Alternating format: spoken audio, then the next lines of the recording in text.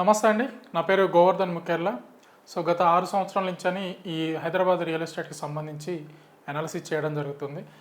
ఇప్పుడు మనం ఈరోజు మాట్లాడుకోబోయే విషయం ఏంటంటే, ఈ ఫ్యూచర్ సిటీ గత ప్రభుత్వం బీఆర్ఎస్ ప్రభుత్వం ఉన్నప్పుడు ఫార్మా సిటీ అన్నది, ఇప్పుడు కాంగ్రెస్ ప్రభుత్వం వచ్చేసి ఫ్యూచర్ సిటీ అన్నది. ఒకసారి బీఆర్ఎస్ ప్రభుత్వం ఫ్యూచర్ సిటీకి సంబంధించి ఎలాంటి ప్లాన్ తోటి ముందుకొచ్చింది, దాని తర్వాత కాంగ్రెస్ గవర్నమెంట్ వచ్చిన తర్వాత ఎలాంటి ప్లాన్స్ తోటి ముందుకు వచ్చిందనేది మీకు ఒక చిన్న ఎక్స్ప్లెనేషన్ చేయబోతున్నాను. ఒకసారి మనం మ్యాప్ రూపకంగా వాళ్ళు తీసుకొచ్చింది, బీఆర్ఎస్ గవర్నమెంట్ తీసుకొచ్చిన మ్యాప్ అయితే అంటే, వీళ్ళు ఈ స్టేట్ గవర్నమెంట్ కాంగ్రెస్ గవర్నమెంట్ తీసుకొచ్చిన మ్యాప్ ఒక్కసారి మనం అవి అబ్జర్వ్ చేద్దాం. వాటి చిన్న కంపారిజన్ చేసి మేజర్గా ఇన్వెస్ట్మెంట్కు ఈ కంపారిజన్ అనేది ఎవరిని తక్కువ చేయడం కోసం కాదు, ఎవరిని నెగిటివ్ చేయడం కోసం కాదు. ఒక రియల్ ఎస్టేట్లో ఇన్వెస్ట్మెంట్ పెట్టాలనుకునే ఒక కస్టమర్కు బెటర్ దెన్ ఎక్కడ ఉంటుంది, ఎలా ఉంటుంది అనేది ఒక్కసారి వివరించే ప్రయత్నం చేస్తాను. ఒకసారి మనం మ్యాప్ చూద్దాం. ఇది వచ్చేసేమో ఫార్మా సిటీకి సంబంధించిన మ్యాప్, ఇది ఫ్యూచర్ సిటీకి సంబంధించిన మ్యాప్. ఈ ఫార్మా సిటీకి సంబంధించిన మ్యాప్ అయినా సరే, ఫ్యూచర్ సిటీకి సంబంధించిన మ్యాప్ అయినా సరే, ఒరిజినల్గా ప్రభుత్వాలు, గత ప్రభుత్వాలు, ప్రస్తుత ప్రభుత్వాలు ల్యాండ్ పూలింగ్ చేసింది ఎక్కడ ఎలాంటి డెవలప్మెంట్స్ రాబోతున్నాయి, ఏం చేద్దాం అనుకున్నారు అనేది ఒకసారి మనం అబ్జర్వ్ చేస్తే, గత ప్రభుత్వం ఏదైతే బీఆర్ఎస్ గవర్నమెంట్లో ఉన్నప్పుడు తీసుకొచ్చింది, ఇది ఫార్మా సిటీ మ్యాప్. ఈ ఫార్మా సిటీకి సంబంధించి ఇది ఇలా R&D అంటే రీసెర్చ్ అండ్ డెవలప్మెంట్కి ఇక్కడ చేద్దాం అనుకున్నారు. ఇది వచ్చేసేమో మొత్తం మ్యానుఫ్యాక్చరింగ్ ఇక్కడ పెడదాం అనుకున్నారు, ఫార్మా మ్యానుఫ్యాక్చరింగ్ ఇక్కడ అనుకున్నారు. ఇది వచ్చేమో రెసిడెన్షియల్ టౌన్షిప్లు ఇక్కడ బిల్డ్ చేద్దాం అనుకున్నారు. దీన్ని ఈ బేస్ తోటి వచ్చారు. తర్వాత వీళ్ళు ల్యాండ్ పూలింగ్ చేయడము, ఇంతవరకు ఏదైతే మనకు ఈ పింక్ కలర్ కనిపిస్తుందో, ఈ పింక్ కలర్లో ఉన్నంత వరకే ల్యాండ్ పూలింగ్ చేయడం జరిగింది.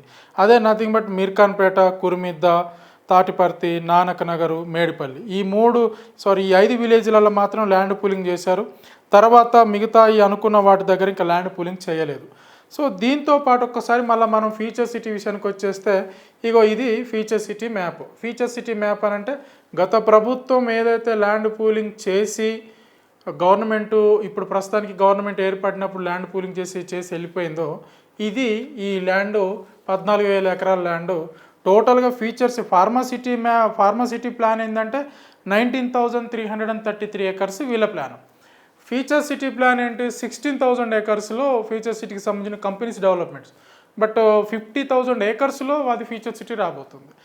అయితే ఇప్పుడు ఇది కాస్త దీని రెండింటిని కంపారిజన్ చేసేయడానికి ముఖ్య ఉద్దేశం ఏంటంటే, మనం ఒక ఇన్వెస్టరు ఎక్కడ ఇన్వెస్ట్మెంట్ చేసుకుంటే మీకు మంచి రిటర్న్స్ వస్తాయి, ఎక్కడ ఇన్వెస్ట్మెంట్ చేసుకోవాలంటే, రేపు ఇది ఫ్యూచర్ సిటీ కాదు, మళ్ళీ రేపరైనా గవర్నమెంట్ చేంజ్ అయిపోతే ఫ్యూచర్ సిటీ కాదు, మళ్ళీ ఫార్మా సిటీ అన్నా, లేదు ఇదే ఫార్మా సిటీ కాకుండా ఫ్యూచర్ సిటీ అని అనౌన్స్మెంట్ అయ్యి ఇది ఇంకొక 10 సంవత్సరాలు ఇలానే కంటిన్యూ అయిపోయినా కానీ, ఎక్కడ మనం ఇన్వెస్ట్మెంట్ చేసుకుంటే ఈ పొలిటికల్ స్ట్రాటజీస్లో మనం ఇరుక్కోకుండా ప్రశాంతమైన ఇన్వెస్ట్మెంట్లోకి వెళ్తామనేది మీకు ఒక వివరించే ప్రయత్నం చేస్తాను.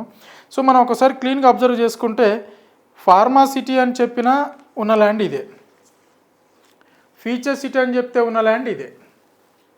ఇది ఫ్యూచర్ సిటీ ల్యాండ్, ఇది ఫార్మా సిటీ ల్యాండ్. ఒకసారి మనం క్లియర్గా అబ్జర్వ్ చేస్తే, ఒకసారి ఈ రౌండ్ అబ్జర్వ్ చేస్తే మనం ఇది లైఫ్ సైన్స్కి సంబంధించింది, ఇది లైఫ్ సైన్స్కి సంబంధించింది. ఫ్యూచర్ సిటీలో లైఫ్ సైన్స్కి సంబంధించింది. ఫార్మా సిటీకి సంబంధించిందేమో ఇదంతా కూడా మ్యానుఫ్యాక్చరింగే, లైఫ్ సైన్స్ కంపెనీసే, ఇదంతా లైఫ్ సైన్స్ కంపెనీసే. కానీ ఫ్యూచర్ సిటీ విషయానికి వచ్చేసరికల్లా ఇక్కడిని మాత్రమే లైఫ్ సైన్స్ కంపెనీస్ అన్నాడు, ఇది మొత్తం కూడా లైఫ్ సైన్స్ కంపెనీసే. మళ్ళీ నెక్స్ట్ ఇక్కడ ఉన్నది ఏంటి, ఇక్కడ ఫ్యూచర్ సిటీ విషయానికి వచ్చేసేవరకెళ్ళనే ఇది electronics and general user zone అన్నాడు. ఇక్కడ ఎలక్ట్రానిక్స్ సంబంధించింది లేదు, R&D ఉన్నది, టౌన్షిప్స్ ఉన్నాయి. ఇక్కడ ఏంటి, రెసిడెన్షియల్ జోన్ ఉన్నది, ఇక్కడ స్పోర్ట్స్ హబ్ ఉన్నది, ఫర్నిచర్ హబ్ ఉన్నది, entertainment zone, AICT, health hub, ఇది రెసిడెన్షియల్ మిక్స్డ్ జోను, ఇక్కడ electronics and general uses zone, educational hub, ఇది రెసిడెన్షియల్ జోన్. అంటే చాలా విధాలుగా దీన్ని డివైడ్ చేయడం జరిగింది. డిఫరెంట్ డెవలప్మెంట్స్ కోసం దీన్ని చేశారు. ఇది ప్యూర్ ఫార్మా సిటీకి సంబంధించింది అనమాట. మనం ఏది చూసుకుని అంటే, ఇప్పుడు ఇంతవరకు ఈ కలర్ అయితే ఏదైతే ఎల్లో ఉందో, ఎల్లో కలర్ లొకేషన్కి ల్యాండ్ పూలింగ్ అవ్వలేదు, ఈ కలర్ లొకేషన్ ల్యాండ్ పూలింగ్ అవ్వలేదు, కేవలం ఈ పింక్ కలర్ లొకేషన్ మాత్రం ల్యాండ్ పూలింగ్ అయింది. మనం ఒకసారి దీన్ని అబ్జర్వ్ చేసుకుంటే, ఇలా ముందుకెళ్తే ఇది మీర్ఖాన్పేట, తర్వాత ఇది కుర్మిద్ద, తర్వాత తాటిపర్తి, నానక్ నగరు, మేడిపల్లి. సేమ్ ఇందులో కూడా అంతే, ఇది మీర్ఖాన్పేట, ఇది కుర్మిద్ద, తాటిపర్తి, నానకనగరు, మేడిపల్లి. సో మీకు క్లియర్గా ఒక అర్థం అవ్వాల్సింది ఏంటంటే ఇది లేదు ప్రస్తుతానికి, ఈ కాంగ్రెస్ గవర్నమెంట్లో ఇది లేదు. ఇప్పుడు ఉన్నది ఏంటంటే కేవలం ఇది ఒకటే. ఇప్పుడు ఇక ఈ రెండింటిని కంపారిజన్ చేసుకున్నా మనకు క్లియర్గా అర్థం అవ్వాల్సిన ప్లేస్ ఏంటి అని అంటే, ఇగో ఈ మీర్ఖాన్పేట పరిధి మాత్రమే ఇన్వెస్ట్మెంట్ కోసము. ఎందుకు అనంటే ఇక్కడ ఫార్మాసిటీ అని ఉన్నప్పుడు వేసిన రోడ్డే ఈ రోడ్డు వేశారు. ఈ రోడ్డుని మీకు క్లియర్గా ఇక్కడ చూస్తే టు శ్రీశైలం హైవే అని ఉన్న చూసారా, ఇది ఈ రోడ్డు. సో ఈ రోడ్డు మాత్రమే ఇక్కడ మీర్ఖాన్పేట వరకు వేశారు, యువతలు ఇంకా రోడ్డు వేయలేదు. ఈ రోడ్డు అసలు వేయలే, రోడ్డు కటింగ్ చేశారు కానీ రోడ్డు కటింగ్ చేశారు, గ్రావెల్ కూడా వేశారు, వేయలేదు. దీని నుంచి మనకి క్లియర్గా అర్థం కావాలంటే ఇటు ఒక్కసారి షిఫ్ట్ అయిపోతాం మనం. ప్రస్తుతం గవర్నమెంట్ ఇక్కడ ఉన్నది కాబట్టి ప్రస్తుత గవర్నమెంట్కి సంబంధించిన మ్యాప్ చేయబట్టి ఇటు షిఫ్ట్ అయిపోతే ఇది ఇగో ఈ రోడ్డు 250 ఫీట్ రోడ్డు ఇది మీర్ఖాన్పేట వరకు వచ్చింది, దాని తర్వాత రాలేదు. అయితే ఇక్కడి నుంచి 330 ఫీట్ రోడ్డు ఇక్కడికి వస్తుంది. అంటే సింపుల్గా ఇందులో చూసుకుంటేనేమో ఇలా బేగర్ కంచి నుంచి ఇలా వస్తుంది. సో ఇందులో సింపుల్గా ఇక్కడ 400/200 kV ఉంది. ఇక్కడ అమెజాన్ డేటా సెంటర్ పెట్టుకున్నారు. వీళ్ళు ఈ మ్యాప్ కూడా అంటే గత బీఆర్ఎస్ ప్రభుత్వం తీసుకొచ్చింది కూడా మంచి ప్లాన్ తోటి వచ్చారు, కాకపోతే మొత్తం ఫార్మా అన్నారు. ఈ గవర్నమెంట్ తీసుకొచ్చిన ప్లాన్ కూడా మంచి ప్లాన్తో వచ్చారు. వీళ్ళు ఫార్మాకు కొంచెము డిఫరెంట్ సెక్టర్స్కు మంచిగా ఇవ్వడం జరిగింది. సో ఏది చూసుకున్నా కానీ సింపుల్గా మనకు వాడుక భాషలో చెప్పాలనుకుంటే ఏ రాయితోని కొట్టుకుంటుంది అని దెబ్బ తగలడానికి అన్నట్టుగా ఇక్కడ ఫార్మాసిటీ పేరుతోటి ఇన్వెస్ట్మెంట్ చేసిన, ఫ్యూచర్ సిటీ తోటి పేరుతోటి ఇన్వెస్ట్మెంట్ చేసిన, ప్రస్తుతానికి ఇన్ఫ్రాస్ట్రక్చర్ వర్కులు ఈ ఏరియాలో జరిగినాయి, ఈ ఏరియాలో జరిగినాయి. ఇదైనా ఒకటే కాబట్టి దీని ఒక్కదాని మీద ఫోకస్ చేసి చెప్తున్నాను. ఈ ఏరియాలో మాత్రమే రోడ్డు ఇన్ఫ్రాస్ట్రక్చర్ జరిగింది. ఎలక్ట్రిసిటీ గ్రిడ్స్ ఇక్కడే ఉన్నాయి. ఇంకా డీప్గా లోపలికి ఇంకా రోడ్ కనెక్టివిటీస్ ఇంకా కాలేదు. కాబట్టి భవిష్యత్తులో గవర్నమెంట్లు ఈ ఇన్ఫ్రాస్ట్రక్చర్ వర్కులు చేసుకుంటూ వెళ్ళాలంటే కొంచెం టైం పడుతుంది. లిటిల్ బిట్ వాళ్ళు కూడా ఫైనాన్షియల్గా అన్నీ సెట్ చేసుకొని తీసుకోవాలి. కాబట్టి మీరు ఆ ఒక పబ్లిక్ ఇంటెన్షన్ మొత్తం కూడా మీర్ఖాన్పేట పరిధిలోనే ఉంటుంది. ఎందుకంటే రేపటి రోజున suppose 330 feet green field road launch చేసిరు అనుకుందాం, జస్ట్ వర్కులు స్టార్ట్ చేసిరు అనుకుందాం.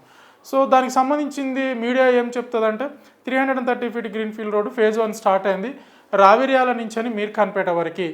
ఇక్కడ మనకు మేజర్ లొకేషన్స్ ఏమొస్తాయి, ఇంటెన్షన్ ఏముంటుందంటే రావిర్యాల, మీర్ఖాన్పేట.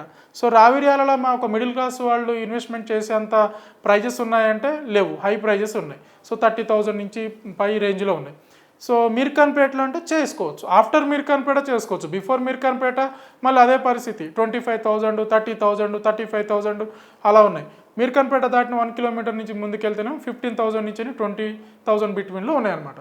సో మనం పబ్లిక్ ఇంటెన్షన్ మీడియా మొత్తం కూడా తీసుకొచ్చే నేమ్స్ ఏంటంటే మీర్ఖాన్పేట. ఇక్కడ ఇప్పుడు మనకు అమెజాన్ డేటా సెంటర్ ఉంది, వాళ్ళు సెకండ్ ఫేజ్ స్టార్ట్ చేశారనుకోండి. Amazon data center second phase start అయిందని మీడియాలో వస్తుంది. ఎక్కడ లొకేషన్ అంటే Meerkhanpet. Young India skill university ఈ డిసెంబర్లో ఏదో లాంచ్ చేస్తామన్నారు, 2025 డిసెంబర్లో. సో దాన్ని అక్కడ ఓపెన్ చేశారనుకోండి, పబ్లిక్ ఇంటెన్షన్ కామన్గా ఉంటుంది. ఏంటి అని అంటే మీర్ఖాన్పేట.